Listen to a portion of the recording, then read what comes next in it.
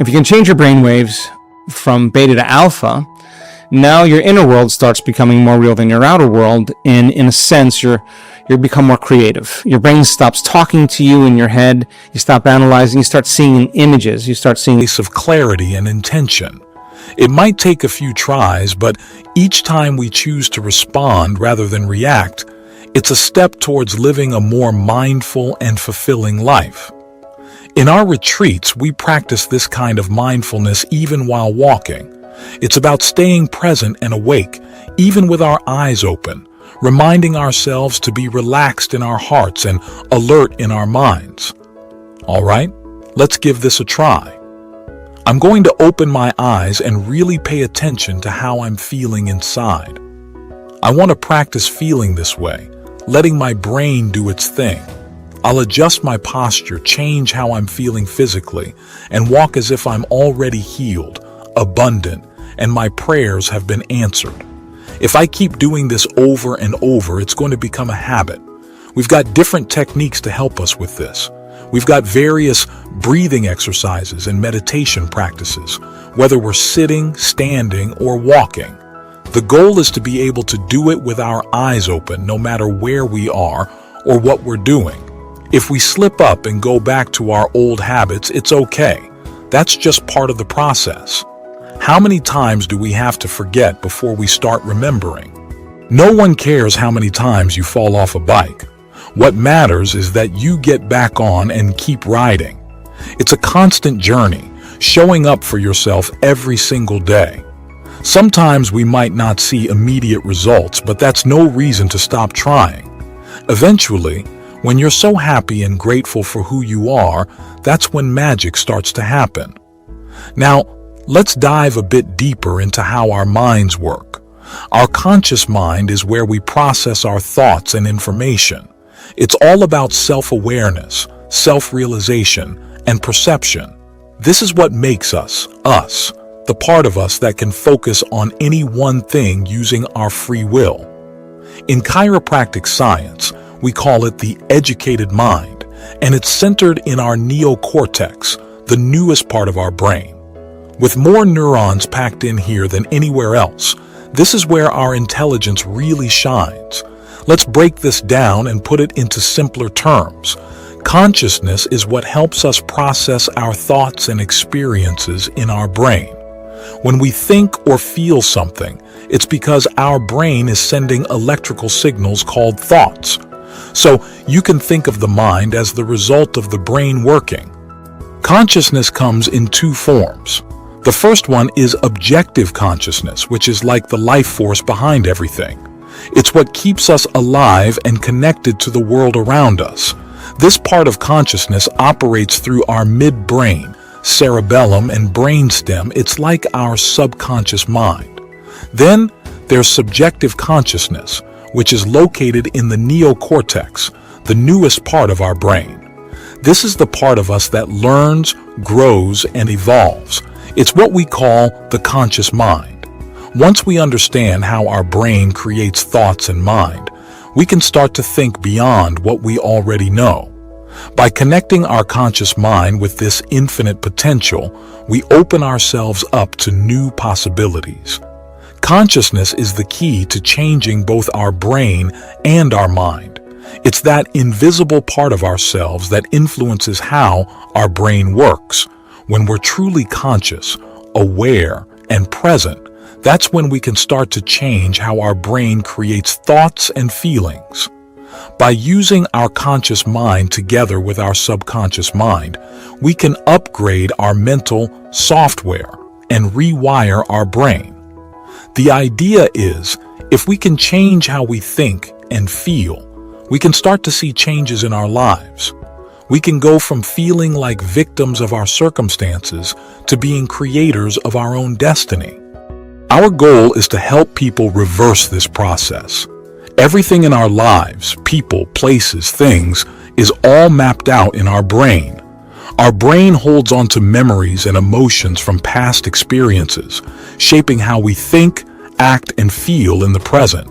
But if we can change how we think, act, and feel, we can change our lives, and that's where meditation comes in. By taking time to review our thoughts, actions, and feelings, we can start to break free from those unconscious patterns that hold us back. It's not easy, it's actually much easier to forget than to remember, but by overcoming those old patterns, we can start to see real changes in our lives. And that's the exciting part of being the creators of our own lives. Did you know that every day you have around 60,000 to 70,000 thoughts buzzing around your head? Surprisingly, about 90% of these thoughts are the same as the ones you had yesterday. It's like hitting repeat on your brain's playlist. Now, if you believe that your thoughts shape your life, it's worth noting that the same thoughts often lead to the same decisions. Those decisions, in turn, lead to the same actions, which create similar experiences. And guess what? Similar experiences bring about the same feelings. And those feelings? Yep, they circle back to the same thoughts. It's a loop. Your brain, the marvelous organ that it is, reflects all this. How you think, act, and feel is what we call your personality, and your personality shapes your world. So, if you're itching for a change, you've got to shake things up. Start by paying attention to those automatic thoughts that zip through your mind unnoticed. Then, take a good look at your habits and behaviors, maybe tweak a few. And those emotions you carry around, check if they still fit. Some might be leftover baggage from the past, but many people try to change their lives without changing themselves. It's like trying to play a new game with the same old rules. It just doesn't work. You've got to become someone new, literally. Think of your brain as a record player stuck on repeat. If you keep doing the same routine day in, day out, your brain doesn't budge. It's like a broken record. So, if you want your brain to grow, you've got to mix things up. Break the routine. Try something new. Otherwise, you're just spinning your wheels. Remember, there's a neat principle in science that says, nerve cells that fire together wire together. In simpler terms, if you keep doing the same things, your brain gets stuck in the same patterns. So, if you want to break free from the loop, you've got to shake things up. When you keep doing the same things over and over again, your brain gets used to it. It's like teaching your body a routine until it knows it better than your brain does. By the time you hit your mid-30s, most of your behaviors, habits, and even feelings are like autopilot. They happen without you even thinking. Why does this matter? Well, because your brain is like a sponge, soaking up new info. Every time you learn something, your brain makes new connections. That's what learning is all about, making these new pathways in your brain. But here's the kicker. If you don't revisit that info, those connections fade away pretty fast. Think of it like this. Learning is like building bridges in your brain, but remembering is like keeping those bridges sturdy. And without a clear vision for your future, your brain defaults to its old ways, stuck in the past. So, if you want to grow, you need to think new thoughts, make new choices, and have new experiences. That's how you evolve. Your feelings and emotions are like a roadmap of your past experiences. They help you remember how things felt, which is why experiences stick with you. And as you go through life, your brain sorts through all this info, organizing it into neat little networks. When certain brain cells link up, they release a chemical that makes you feel something, like happiness, sadness, or excitement. And when you feel those emotions, you create lasting memories. Now think about this. If you're feeling the same way every day, doesn't that mean nothing new is happening? And if your feelings keep driving the same thoughts and those thoughts keep sparking the same feelings, it's like your body is stuck on repeat. You see, if you can't think beyond how you feel, you're kind of living in the past.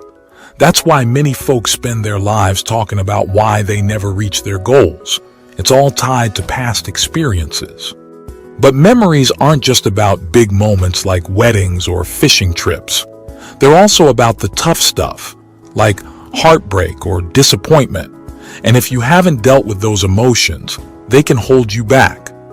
Now, your brain and body are often stuck in the past because of this cycle. Your thoughts and feelings shape your reality. So, if you keep thinking insecure thoughts, you'll keep feeling insecure. And before you know it, you'll start believing you are insecure. But here's the good news. You don't have to wait for a crisis to change. You can learn and grow, even when things are going well. It's all about how you look at things, whether you see challenges as opportunities or obstacles. So imagine this. Your brain is like a time capsule, storing all your past experiences. And if you're still feeling the same emotions you felt for years and thinking the same thoughts that trigger those emotions, it's like you're stuck in a time loop. Here's the thing. Your body can't tell the difference between a real-life event that causes an emotion and just thinking about that event. So, if you're constantly replaying old emotional responses, your body thinks it's stuck in the past, 24/7, 365 days a year. But you can break free from this cycle. When something happens that changes how you feel, you have a choice. You can let those emotions linger and turn into a mood, or you can take control and shift your mindset. See, if you let those emotions hang around for weeks or months, they become part of your temperament. And if they stick around for years, they become part of your personality. You know, those people who wear their emotions on their sleeve and blame their past for their present. But here's the deal. If you wake up every morning without a bigger vision driving you, you'll just keep living in the past. You'll do the same old routine, see the same old faces, and think the same old thoughts. And before you know it, your environment starts controlling your thoughts and feelings. You've got to think bigger than your surroundings. Every great person in history, like Gandhi or Martin Luther King, knew this. They had a vision so vivid that it felt like reality, even before it happened. And that's the key. Living as if your future is happening right now. If you keep focusing on what you lack in life, you'll keep attracting more of the same. The more you dwell on what's missing, the more negative emotions you'll brew up, like frustration and anger. But you can change that. You need to shift your energy and stop dwelling on what's lacking. When you constantly talk about what you wish you had,